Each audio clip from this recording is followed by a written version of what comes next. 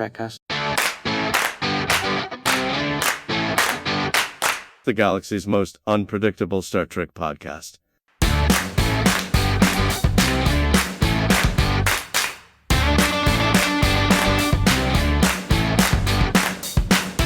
Hey everybody, this is Daniel from Trekcast. Hey, we're doing a quick little interview right now. We have the maker of one of these really cool. He has remade a text-based Star Trek game from the 1970s and has made it with digital graphics and everything, and it's pretty great. Let's bring him on. Hey, how are you doing today? Hello. Hey. Hello, everybody. Nice to meet you. I didn't want to butcher your name. That's why I didn't say it. Could you tell us your name? Okay, I know it's very difficult. It's very long. Well, for American. It should be pronounced Emanuele. Oh, in Emanuele. Italian. Okay. But you can call me Manu. Okay. Manu, it's easier. Yeah, nice to meet you. Nice to meet you too. Yeah. So we're bringing you on today because you have recently created visual representation of a text-based game. Is that correct, or how would you describe it? Yeah. The original game was a text-only game. It was a game created in 1978, and I read that it was published in the first computer book to sell 1 million copies. This was in 1978, so it was a long time ago. It was a Star Trek game, text-only game. And this was the reason why the people were buying this book that was published by David Hall. That was the creator of the Creative Computing magazine. Okay. So I ordered this book that only recently, a few years ago, and I discovered the source code of this game. And initially, I decided to rewrite the code because I wanted to understand how it was made. So initially, I recreated another text-only version of the game, but in a modern programming language.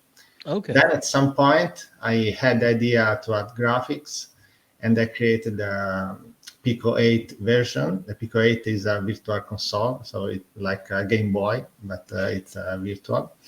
And later, I decided to create a new version, mixing this game with the graphics of Star Trek 25th Anniversary. That was an amazing adventure game created by Interplay for the 25th anniversary of Star Trek, which is an amazing game that every Star Trek fan should play. So I took the graphics and yeah. That's it? Exactly. Yeah, it's very cool.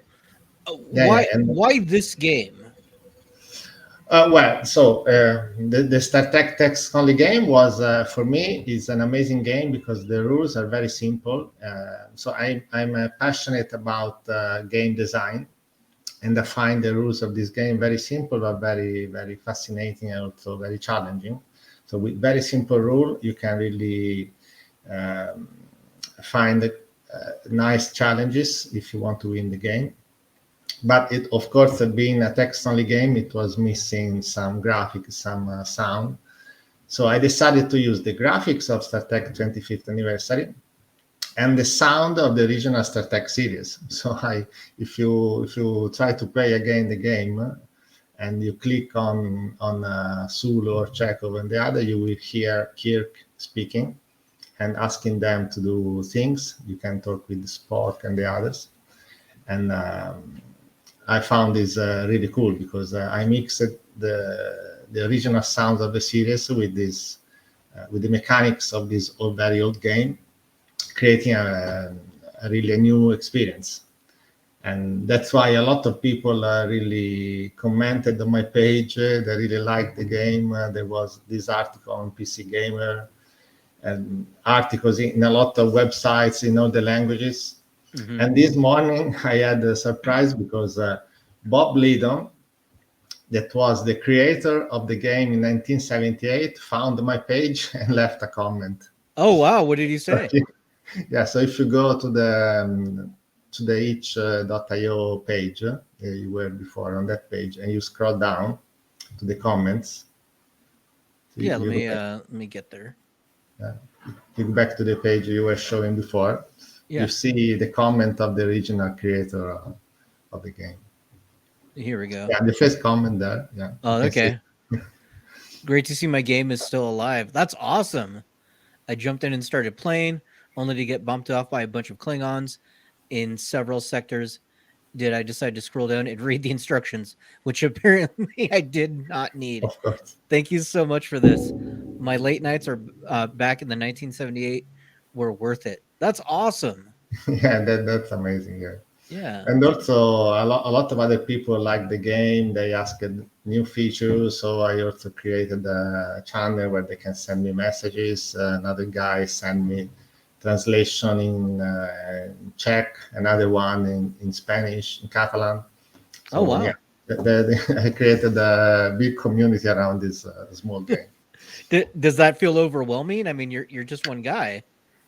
Oh, well, yes. To be honest, I don't think I can do so much more than this because I also have a. So this was a side project that I completed in my free time. So, and also, let's say, I cannot also be a commercial game because this is taking copyright material, of course. So it's just a free game and a fun game. So I hope Right. nobody gets angry about this. It's just for fun and so that people can enjoy it. That's really great. So, are you planning any other games, or is this pretty much it? And you're going to back away? So I think I will continue fixing a few things and maybe adding small features. There are some guys suggesting to add some plot, which is an idea that I really like. So because in the original game, nobody really explained why the Klingons want to destroy the Federation. So of course we know that at that time the Klingons were the enemies, but Right. it's very strange that at some point they reached the Federation headquarters and they want to destroy everybody.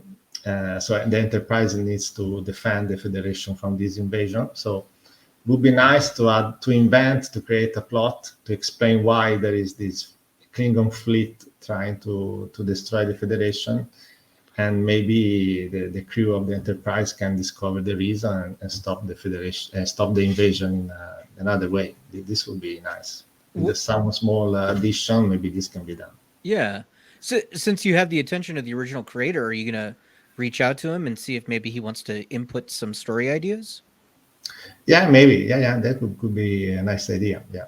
I don't have the personal contact. He just commented that, but I hope he can get in contact with me. Yeah. Hopefully that'd be great. Well, I mean, we're doing the interview. Hopefully, if he sees this, he'll Yeah. okay. Yeah, he'll know to get a hold of you. Wow, so. I have to ask: Are you a big Trekkie? Are you not? Was this? Oh well, yeah, of course. So I started watching the old series when I was a kid. So I remember I was arriving home from school at 4 o'clock, and my mother, not my father, my mother was watching Kirk and Spock. So I started watching the series with her. And then later I was a big fan of The Next Generation. And I was recording all the episodes on my VHR. And that's great. Yeah. So big fan of the old series and The Next Generation. I also watched all Voyager. And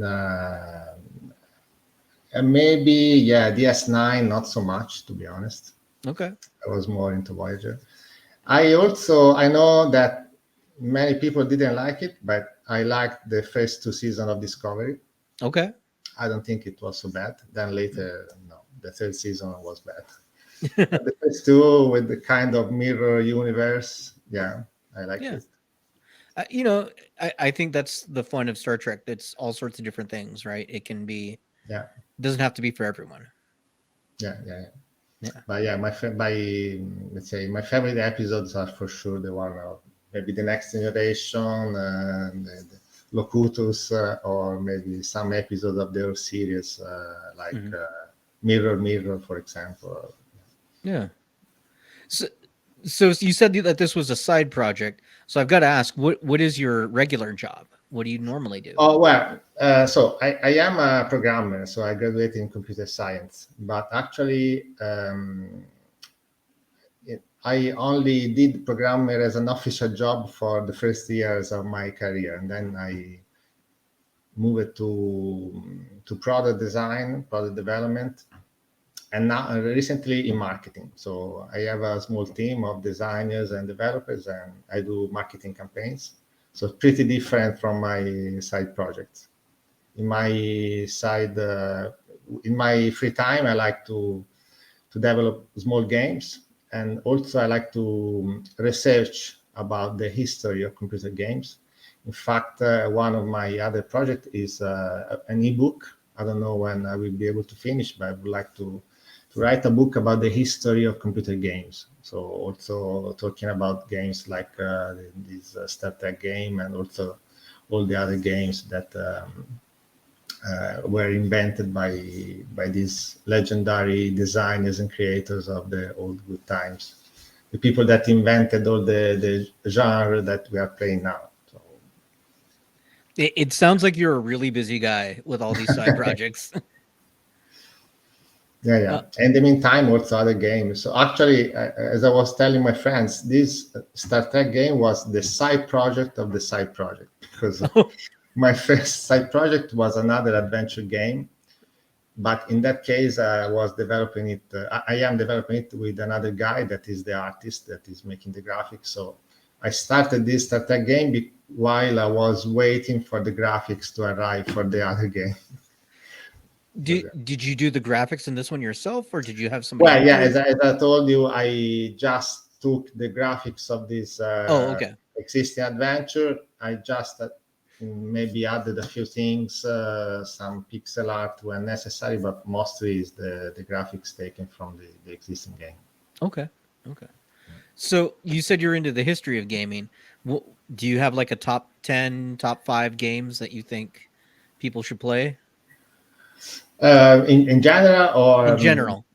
well, for sure, the game that I took as an inspiration here, which is Star Trek 25th Anniversary, is a game that every Star Trek lover should play, because it's a mix of adventure games, so point and click adventure game, with a kind of flight simulator, because you are inside the Enterprise, and there are some combat scenes, and it's entirely dubbed by the original cast, so you will hear Kirk, Spock, and the others. I mean, it's really amazing. It's also, in terms of design, it's a good game.